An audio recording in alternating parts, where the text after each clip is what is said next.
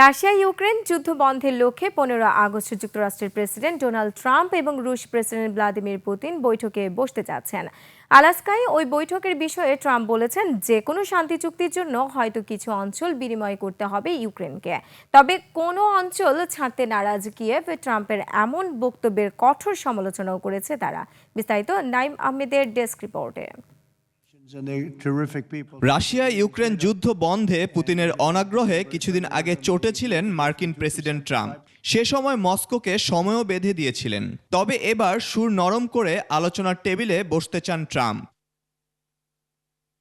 শুক্রবার হোয়াইট হাউসে আর্মেনিয়া ও আজারবাইজানের মধ্যে শান্তি চুক্তি ঘোষণার সময় রাশিয়া ইউক্রেন যুদ্ধ সমাপ্ত করতে বৈঠকের জন্য প্রথমে রাশিয়াকেই বেছে নেন ট্রাম্প। এরপরেই আলাস্কায় বৈঠকের কথা জানান তিনি। এটি দ্বিতীয় মেয়াদে ক্ষমতায় আসার পর ট্রাম্প পুতিন প্রথম সরাসরি বৈঠক। ট্রাম্প ইঙ্গিত দিয়েছেন, শান্তি চুক্তি হলে ইউক্রেন ও রাশিয়ার মধ্যে কিছু ভূখণ্ড অদল বদল হতে পারে।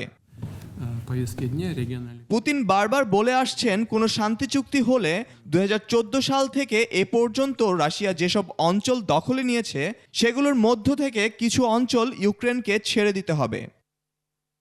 ইউক্রেন ও তার ইউরোপীয় মিত্ররা ট্রাম্পের এই সিদ্ধান্তের নিন্দা জানিয়ে বিরোধিতা করেছে।